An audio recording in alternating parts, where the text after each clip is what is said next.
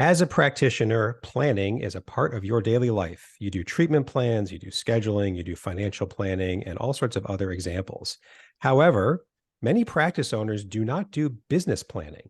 Your practice is a business, and planning can make it much, much stronger. My guest today works with practice owners on this very need. I'm Carl White, principal at Mark Advisory Group, which is a healthcare marketing agency, and I'm also the host of Practice Care. The mission for both is the same, and that's to help private practice owners stay private. Not only is that what they want, but care is better when the provider owns the practice and has the most clinical freedom they're going to have to make treatment decisions that they think are best for their patients. Unlike when somebody else owns the practice, whether it's a hospital, a health system, private equity, whoever else, usually, eventually, their agenda starts to creep into the provider's ear. Sometimes that means some sort of compromise for what they think is best for the patient. Let's just see if we can kick all that out, keep it private owned, and keep it all clean. And my guest today is Dr. Lance Knaub. Lance is the best-selling author of The 4% Breakthru and the founder of Denali Consulting, which helps entrepreneurs with six-figure businesses to avoid overwhelm and burnout and instead create the life they love while they are scaling by developing a leadership team and creating a self-managing business that's an asset. Lance founded Breakthru Physical Therapy and Fitness, which is now operated by a fearless leadership team, and he especially enjoys helping entrepreneurs earn healthy double-digit profitability after paying themselves commensurate for their roles. Lance, thank you for coming on Practice Care. I'm very excited about this one. Thank you for having me. So excited to be here. Love your mission. Love your content that you're producing. I mentioned that the episodes that I listened to were extremely value-packed and just incredible. Thank you. It's all the guests. I just facilitate. It's all the guests. So I want to start with you, where we start with every guest, which is just fill in more about your background so we can get to know you. I'm curious how you ended up in physical therapy as opposed to anything else, how you transitioned into Denali and the business planning work that you do. Sure. Yeah, so much to unpack. Grew up in rural Pennsylvania and knew I loved healthcare, loved people, thought that pharmacy sounded like a good idea. But once I got to Rutgers, I remembered that I didn't like chemistry. Better late than never. Yeah. So I, figured out that, I stayed in the sciences and was getting my degree in exercise science and studying anatomy and physiology and all these things. It was pretty cool. But luckily, a friend named Andrea Ehrenheim said that she was interested in physical therapy. And I think she was volunteering at Robert Wood Johnson. And I asked her about it and I went and volunteered and I fell in love. So I finished my bachelor's degree, and Rutgers did not have physical therapy programs. So I went on to study physical therapy. And when I graduated, I really didn't think I had an entrepreneurial bone in my body. I just wanted to be the master clinician. So I spent several years getting my board certification in orthopedics and getting my doctorate in physical therapy and all the credentials and all the continuing ed and all the things. And then it started to rise up that I thought there could be a better way. And my wife is also a physical therapist, my wife, Jody, and she was a year behind me in school. And we wanted to uniquely really bring physical therapy and fitness together. So, we really did some research and we ended up subletting 300 square feet, the size of an average bedroom, from a boutique fitness center. Yeah. But luckily we had access to the full fitness center, which is only 2,500 square feet. Yeah. And we were extremely frugal. Our startup costs were under $2,000. And we just took our wedding money because we got married in May of 2004 and we started officially in June of 2004. So instead of a honeymoon, you just sort of 300 square foot of the honeymoon. Is that pretty much what it was? Yeah. Yeah. Luckily we did make it away for a honeymoon that was gifted, but we came right back to go for it. We took the entrepreneurial leap and, no signage outside except for a window sign. Unfortunately, there's a couple hundred membership, just really serving our clients. They were fitness clients, allowed us to get some traction, get started. We ended up buying the fitness center within about a year and a half. And we ended up, our friendly landlords, we realized we weren't protected in our lease. So we had to move, but there was plenty of space. So we took 2/3 of an empty Fashion Bug store. People probably don't know that anymore, but 6,000 square feet is pretty large for physical therapy, so that we could have fitness, personal training, massage, all these things coming together. And a lot of mistakes, right? We didn't realize you can't get loans on fit out space. So, we Mm, did painting and demolition ourselves and all the things. And we brought it together. And then we earned best practice in the country in 2007, voted by our private practice physical therapy peers, right? I know you're an advocate for wow. a private practice. So that was quite an honor. And we were having a lot of success. Um, I really wanted uniquely in the physical therapy world to have a track for our best people to join us. So really a partnership track. So I studied partnership in all industries and I created a partnership track, and some of our best physical therapists joined us as partners and we continued to grow. And I can remember a personal development meeting with one of our best people. And this personal development meeting is really some of the secret sauce for our success. Sitting down with your best people outside of a review and having them come with their short and long-term goals and where that aligns with the company's interests and needs. You can Right. create a written plan. So this person said to me they wanted to be the CEO of the company. And I was like, whoa, thinking to myself, what am I going to do? Right. Took I a already deep have one of breath. those. Yeah. And realized that this could be a good thing after I settled down and brought my blood pressure back down and my heart rate. And we mapped it out. And in about 3 years' time, um, this person, our partner, Nate, took over the CEO hat in 2018. And it was like handing off our first child, right? Because it was before we Mm, had children. And, at this point, we were 5 offices, multi-million-dollar business. And so then I had to figure out how I was going to spread my wings, what I was going to do next. so So my wife and I, what did he say to you to convince you to think about what he was proposing? I mean, really, it was short and sweet. I think I can run the company. I'd like to run the Okay. company. And, I understood what that meant, right? We had a fancy org chart, org board, and Mm, I knew I was wearing the CEO hat. And as I said, it was pretty shocking initially, but then I realized it could be awesome, right? It's kind of what you read about, hear about. And Ben Hardy's kind of made it famous lately, him and Dan Sullivan in their series of books.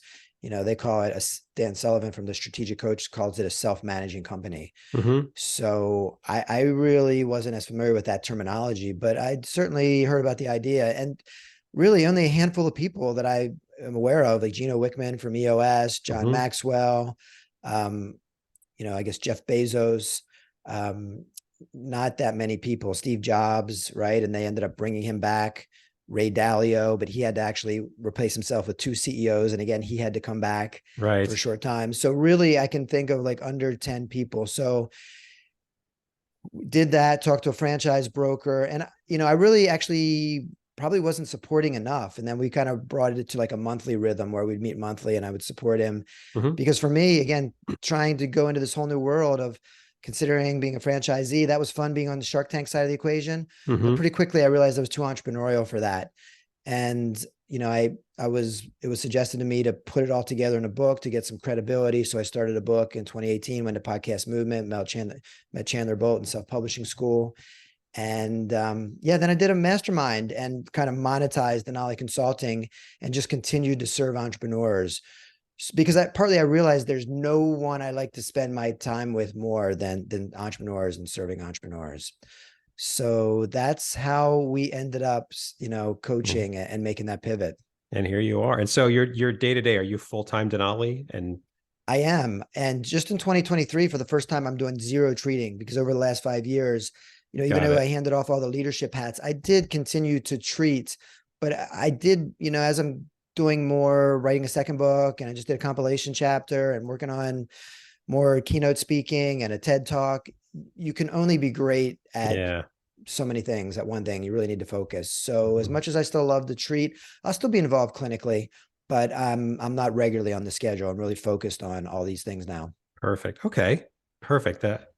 That fills in a lot of gaps for me. That was really cool. So we're here to talk about business planning for private practices, and we're going to get into some of the more sort of hows and a little bit of nuts and bolts. But I'm curious, I faced something, so we were talking about this before we started to record. I faced this with marketing planning, and the question is, why do you think there's such resistance from private practice owners, from doctors and dentists and such, to do business planning? What do you think that? Why is that? Yeah, probably so many reasons. And this is a Yeah. terrific question, really.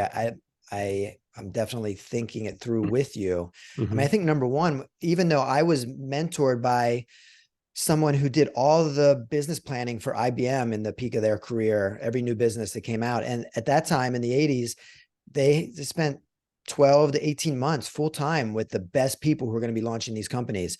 So in 2018, when I start Denali and I think really hot stuff and going to mentor people that with this, even if I had conversations and said, oh yeah, it's going to take 120, 180 plus hours, it just wasn't possible for so many reasons for somebody to have that much time, even if they could, despite the cost, no matter the cost, but that much time was just a barrier. So I boiled down the process to try to reduce that barrier, really to like create a 2-hour fast and functional process. But in addition to that, I think many people don't know how to do it, right? So that's a barrier.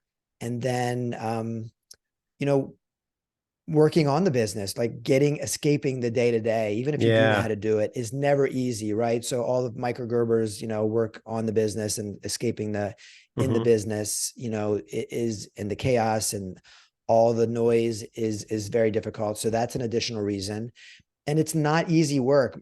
Again, my mentor described it as hair hurting work as well. So that has to be on the list, right? I have to use that term now, hair hurting. Yeah. You have to really do this when you have a fresh brain and, really can focus. And you probably need like a 2-hour block, because really shorter time frames, even to the best of our world, putting your phone on focus and everything else. I mean, between dogs and kids and employees and partners, it's going to be difficult. So you really do need to have a clear mind. So those would be just some of the really top of mind big barriers. And I was talking to somebody the other day, and this thought hit me. What do you think of this?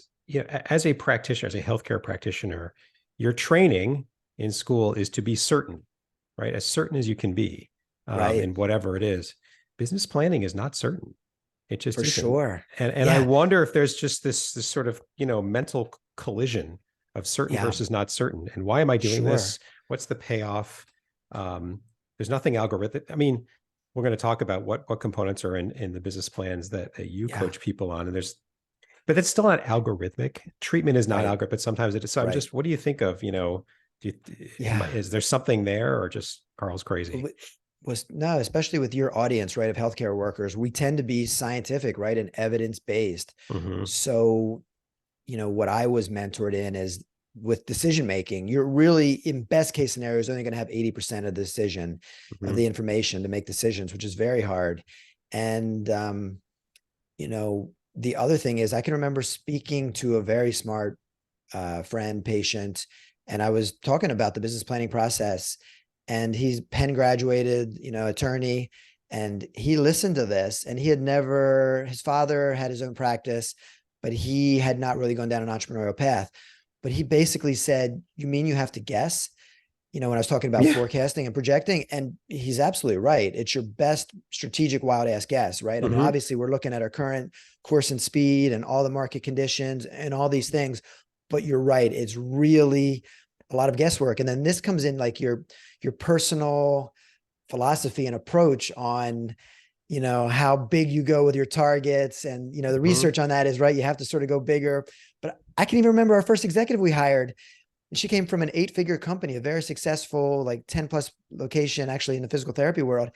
And she wanted us to forecast, and this was like really steep inflation, but maybe forecast like 5% growth. And even at that time, I was like, well, we're not going to really beat inflation, right? So we're going to lose.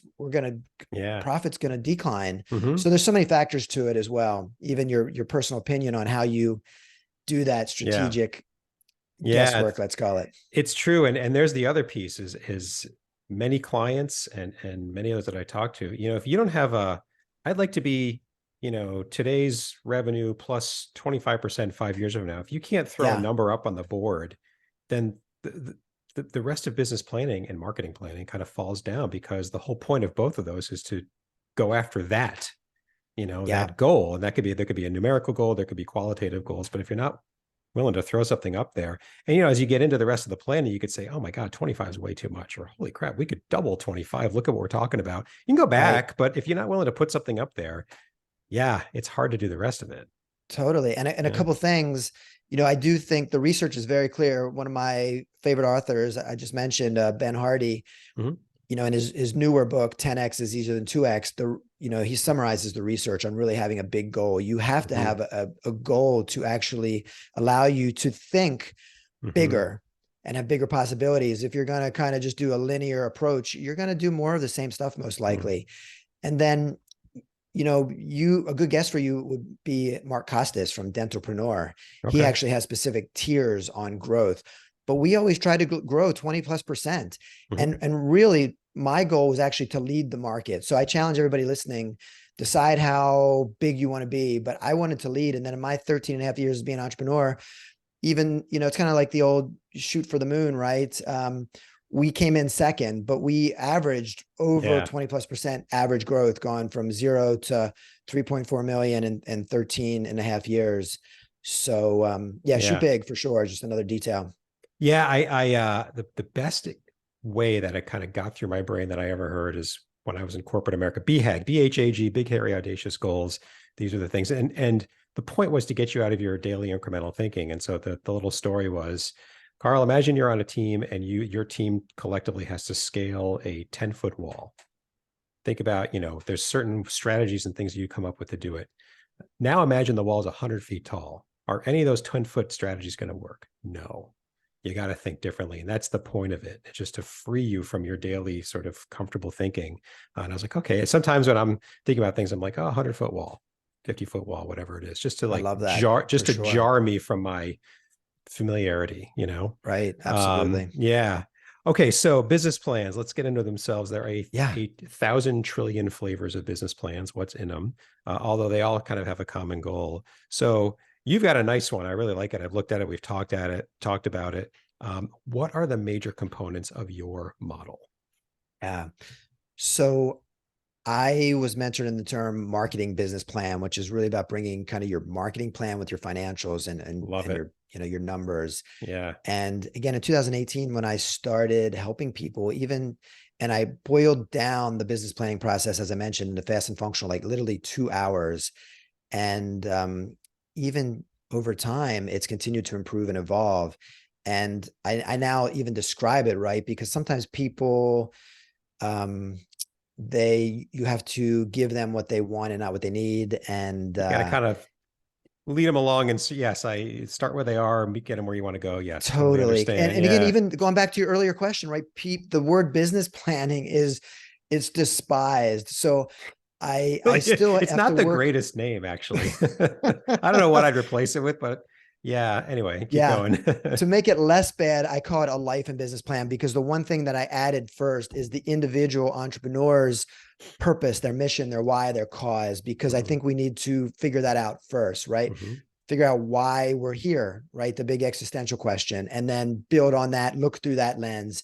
So once we do that, then we do the same thing with the organization. And a lot of times entrepreneurs want to go straight to their company mission, and we serve, you were talking about OBGYNs, we Mhm. serve, pregnant women, Mhm. whatever. But, you know, you have to really decide what's most important to you first, whether it's your Mhm. family, your health, the oxygen mask type of approach, your spirituality, what that is, and really clarify it. And then do your companies, Mhm. who you serve, cancer patients, whatever it is. And you can kind of toggle depending on things. The next step that I do in my Jolt process to have people do is their vision.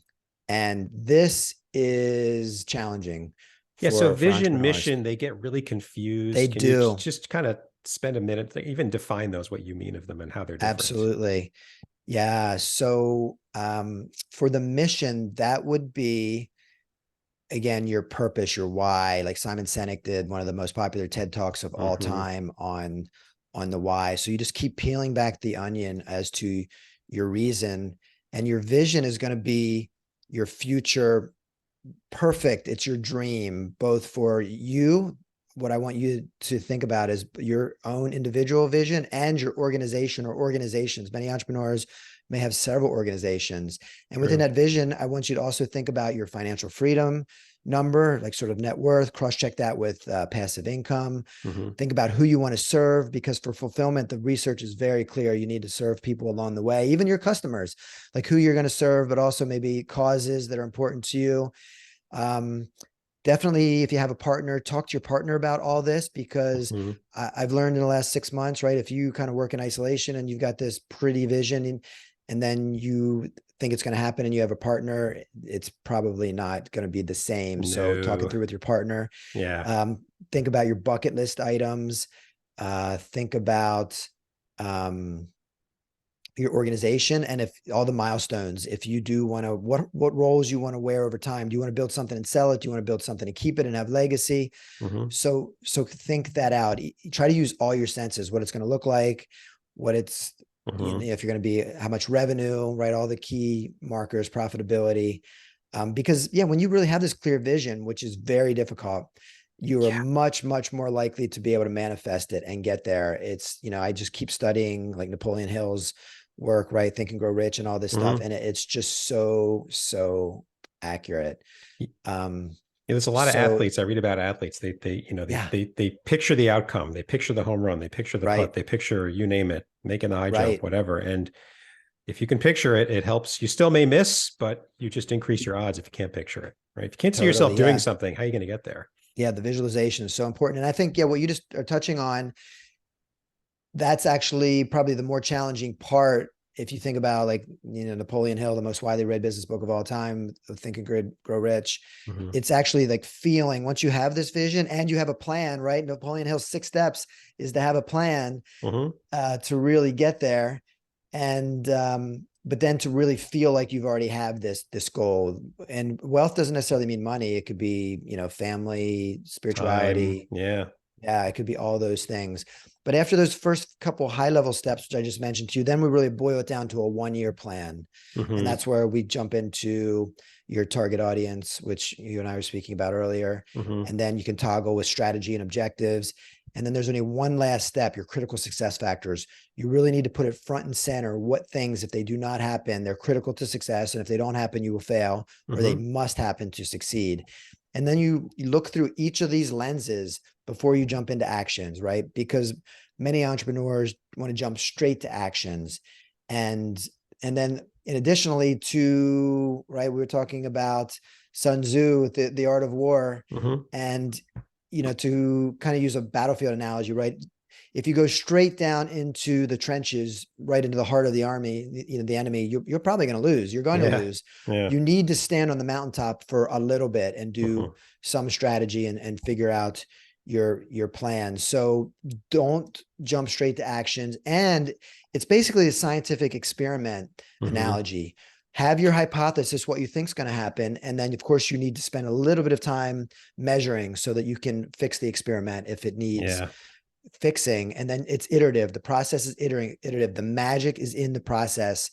I believe that your marketing business plan is the crown jewel of your company. It's actually the most valuable asset. That's what, I was taught. And that's the mindset that I continue to have and to teach. Amen. Amen. Preacher choir. I could not have said it better. It would seem like so, when I think of mission, I think of, I started this practice because the mission of my practice, when I get up and go to the practice every day, Yeah. these are the Right. things I want to make sure get done today. Yeah. This is why I started. This is why it exists at all, as Right. opposed to anything else. This is why I'm asking more and more guests. Why'd you pick what you picked? Because it Right. kind of gets to, you could have done, you're smart, Lance. You could have done lots of things, right? You could have learned chemistry and gone into pharmacy if you really wanted to, but you just didn't like it, right? So, but you picked this for a reason. Why is that? So that's the history, the background. The vision is standing here today, doing what I do and why I do it. When I look into the future, 2, 3, 4 years out, this is what I'd like to see. Right. Could be more of the same, could be bigger, could be whatever.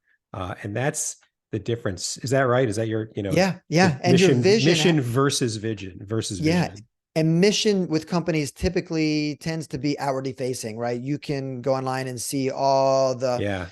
organization's mission statements. Visions, not so much. Inside the And I'm company. glad you're Yeah. asking, because there is semantics on these words, right? People mix and match them. Mm-hmm. But there is a book called Vivid Vision, which really advocates for organizations to create a really detailed vision. And we did this. We had a 2-page vision, and this actually helped guide our organization. Greet everyone immediately with eye contact as if they're a guest in your home. And customers, clients will, never wait longer than 10 minutes for their service. And it actually really, if it's worth considering for everyone listening to this. Yeah, because as long as you don't confuse the two, you can fill your mission, frankly, with whatever you like, and your vision you can fill with whatever you like. I would imagine mission and vision are, when you're coaching, those are probably two of the most difficult sections to get through. Would that be right? They are. Yeah, definitely. And it's fun. And the vision is really fun. Mission can be a little bit of hair hurting work, right? And I guess AI has kind of helped, right? We can actually, use it gives you something to react to, different things, and tweak it, even throw in some ideas. And so you can get some help that way. But vision work is exciting when people actually try to, reverse engineer what freedom looks like, both financially and, have geographic lifestyle freedom. It becomes exciting because now they've got some clarity on their target, and really reverse engineering that is often makes it possible. Yeah. And I imagine there's another one. We talk about what are these sort of hidden barriers when your daily life is going to work, treating patients, kind of in the practice. Yeah. This whole business, marketing, business planning exercise comes along and says, well, what if you can imagine a world where that might be different? And maybe someone look at what the hell would I do with myself if I'm not treating patients every day? So that might be another one. What are the sections of your plan at the stages of your planning process where they just really love it? Where the practitioner goes, man, I get this. They just kind of breeze through it, makes sense. So we've kind of hit what the hardest is. What are some of the easiest? And the reason I ask these is if we're catching people's attention, it's just to kind of prepare you for what's coming. Right? You might be different than Lance's clients, but it's just good to hear. Yeah. Yeah. I think the vision is very fulfilling, even though it's not easy work. And depending on how much work people have put into dreaming and percolating on that. So that is probably the most exciting. And then entrepreneurs love to get to actions, right? Yeah. But as you hear many people say, take action as the mantra, really my mantra is take strategic action. So again, look through all these lenses. So people are going to love it when they get to their actions and they're like, okay, in the month, these are my targets and this is what I need to do. People do love that definition, that crystal clarity of being defined. And, for the average entrepreneur, you don't have time during the month to kind of analyze the experiment, but minimally once a month, you really need to look at your financials and all the key indicators and what actions you took and keep measuring which ones are working best and then adjust the next month. Yeah. And the more you do it, the more months you do it, and you're going to start to see cause effect. You're going to say, this is probably because of that. We fell short because of this, or we blew it out because of that.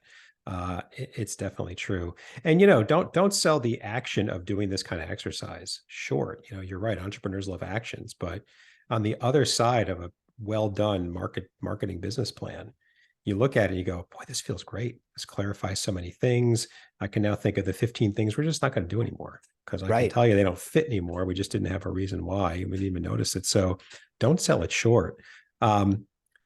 What's the payoff to doing this? There's got to be a payoff, right? In anything, right? I began this question with what's the resistance? I wanted to end it with, or sort of pre-conclude it with, what's the payoff? Like from your experience, you're working with a client where like, yeah, I know I need to do this, but they were kind of ho-hum and they get to the end and like, holy crap, this is amazing. So what is the payoff in your experience? I mean, I think the payoff is, my book title is called The 4% Breakthru. So unfortunately, 96% of small businesses fail in 10 years. And the studies I have 4 more years to figure it out. Okay, good. So, that's from Michael Gerber's data, because he says 80% of small businesses fail in the first 5 years. By the way, don't get too excited if you're in the 20% because 80% of the 20% is going to fail. So I did the math and I was like, whoa, that's 96%. That's pretty big. But the other studies are pretty close. And in my research of surveying entrepreneurs for the last 5 years now, the number of entrepreneurs without a plan in place is pretty close. It's 90+%. So it's no accident, right, that not having a plan probably leads to lack of survival, right? And I mentioned to you that I was reading somewhere Sun Tzu's, The Art of War, his quote, strategy without tactics is the slowest route to victory. Tactics without strategy is the noise before defeat. So I really think that the number one reason is overcoming the very dismal odds of survival and actually thriving. Mm-hmm. And then really what I think you're doing, it's Ben Hardy and Dan Sullivan's 10X process. If you continually use this scientific method process and go through the process and evaluate what's working and what's not working, and continue to do the 20% of things that's working and continue to not do the 80% of things that are working so-so or working less good, you will continue to lead the market. Mm-hmm. And you will therefore create the most valuable asset, because most entrepreneurs, I mean, for me, I believe that creating a business is the biggest wealth generating tool. Mm-hmm. And it has been for me. So, I recommend entrepreneurs to really, if you don't know how to value your business, do that early so you can measure the growth of the asset, right? Yeah. So again, to achieve all these freedoms that entrepreneurs typically want, geographic, lifestyle, and financial, growing the business as an asset is going to be part of that. So there's massive return on value. I already mentioned that it's the crown jewel. It's literally the most valuable thing of your company, the most Mm-hmm. valuable asset of all, like structural assets and non-structural, some of this intellectual property. Yeah. So keep that in mind and protect it. Yeah. And, as you're talking, I was thinking about, because if you don't have a plan of any kind, all you're left with is hope. And Yeah. hope's crucial in life. When nothing else is there, sometimes there's still hope, but you can't do anything with hope. You can't make hope go faster. You can't throw more money at hope to make it better. You can't deprioritize. You can't do any of the things that you need. You can't make any decisions about hope, and you got to make decisions about your practice. And the decisions you make, they're better if they're lined up against a plan, which is exactly what you're talking about. And Carl, I guess with your audience being private practitioners, right, this is how you continue to win as David against Goliath, because you are going to have less resources, less capital and finances than the bigger players, right? Than private equity and the hospital systems. And this is how you win. You're going to find where your strengths line up with gaps in the market, opportunities in the market. And then within you're going to choose a timeline as well, just like Steve Jobs was great at, and you're going to go for it and you're going to win. Mm-hmm. Yeah. That's a great point. You can survive against the big guys. You just gotta, again, if you're hoping it'll work, well, it might. We just learned a 4% chance. I personally would never bet on those odds, but that's individual choice. Man, we could talk about this for hours. I love this topic, but in the interest of more bite-sized advice, a couple of closing questions. First, we covered a lot of ground, but is there anything you think I should have asked you, but did not? Yeah, I guess so much good conversation on strategy and strategic planning. I feel your passion and I love it. We're totally aligned. One other thing that I would like to share with people is the value of considering partnerships, right? So I guess it's more common if you have a lot of physicians in your listenership. But for anybody who hasn't considered, doesn't know much about it, definitely consider that. That, as I mentioned, was really a key part of our success. And I don't think mean like bringing in a leverage partner as a partial owner is what you mean? Correct. Got it. Okay. Equity. So equity partnerships, and you can create steps along the way to equity partnership, but definitely consider partnership. And I'm actually really pouring my heart into trying to condense everything I've learned about partnerships into my second book. So I'm having fun with that, but definitely consider partnerships. And because for me to create that self-managing company, I feel like it's the most direct path and it creates the most win, because really what I want to share to the private practitioners is, rather than having this path of obviously you don't want to consider just going out of business. We talked about that. Yeah. So, you're going to do your planning and all the right things. But then the other thing is people, tend to just think about the big sale, but there's another option. And that's really what we did, which is creating a valuable asset and then explaining it to our best people so that they wanted to join, and they actually stroked the check, right? They bought in. And because I know there's the other model that we listened to your guest, right? Where it's sweat equity. Mm-hmm. But the model that I used was they contributed kind of like their first car, Mm-hmm. and then they helped build the organization, and it became a more valuable asset. And then my wife and I exited as the partners took on more, and then even future partners could buy in. So Mm-hmm. that was one stage of our partnership journey that I really want to share with more people and make sure Okay. more people leverage. Cool. Cool. And then the other question I ask is, all right, we've caught somebody's attention. They want to get going down this path of building a marketing business plan for themselves, their practice. Sometimes people get stuck starting. Where are one or two simple, practical places they could start? For sure.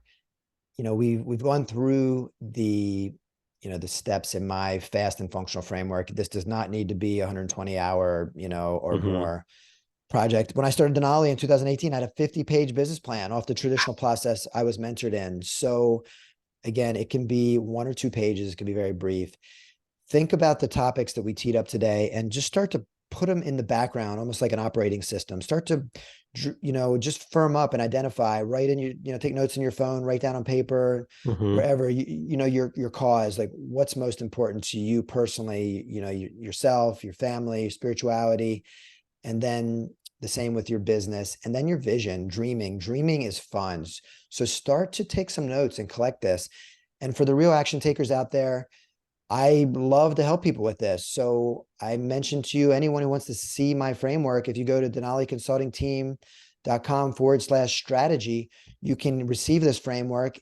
And also for the people that actually take a first cut at it, if you're roll up your sleeves and if you're an action taker, send it to me and I will meet with you and give you complimentary guidance to help you with any place that you're stuck. We'll do a 20-minute complimentary call Mm-hmm. and help you work through it. So yeah, don't be intimidated by those first higher level steps. Just the dreaming is going to be fun, and even figuring out what's most important to you, right? It should be fun, and even maybe challenge your significant other to do the same thing Mm. Yeah, and do it that's neat. together. That's neat. And I've looked over your framework. I love it. I'll just reinforce it's a great place to start. So anybody, listeners, if you're thinking about it, go check out Lance's because it's all there. It's clear and understandable on its own. You don't need somebody to explain it to you. He's really done a nice job. And yeah, dreaming is fun. Just give yourself time. And something that I do is when I have to do something that's sort of, I don't know, deeper thinking or whatever, I'll write it up or whatever, and I'll put it away for like a week, try to forget it, and then come back and I look at, does this still make any sense? Sometimes just iteration that makes things better. And mission and vision, I think it takes some iteration probably, right? Absolutely. Yeah, definitely. And it's going to continue to evolve. And I guess to add to what you're saying, right, you really need to go to your happy place, be in nature, wherever. You need to be somewhere where you're not going to have distractions and you can just think and have fun and be Yeah, relaxed. cool. Lance, thank you so much. This is really, really interesting, so important. And if you're listening and you're still groaning, get over it because a plan is always better. It's never extraneous. It's never optional or fluffy. It's always important. And I think Lance, you've really shined a light on it for us today. Thank you so much for doing that. Carl, thank you so much for having me. For everyone listening, if you haven't already, I mean, Carl's delivering massive value. Please Yeah. subscribe to him in all places. I know he's YouTube. This is going to be on YouTube as well, which is a new thing, but definitely please continue to share the episode, subscribe, support all the good work that Carl's doing, because healthcare people and entrepreneurs in general, right? We need what Carl's doing. So thanks for all that you're Wow, thank you. You delivering. took one of my points, so we're going to end faster. Once again, Lance Knaub with Denali Consulting. We've got all the contact information that you gave me. We're going to put those in the show notes for your episode. And just a couple of other points. If you're someone like Lance or I and you seek to serve private practice owners, or if you're a private practice owner yourself, either way, if you've got some experience on the business side of private practice that you think others would benefit from hearing about, whatever it is, don't filter yourself. We want to hear about it. In the show notes for Lance's episode and every episode, there's a link, a couple of questions. Fill it out. Tell us what's on your mind so that we can get you on here as soon as possible. And then finally, subscribe. Do what Lance just said. New episode every week. We're on all the major podcast platforms and now YouTube. Make sure you subscribe so you can keep up on new episodes. Thanks very much. And until next time.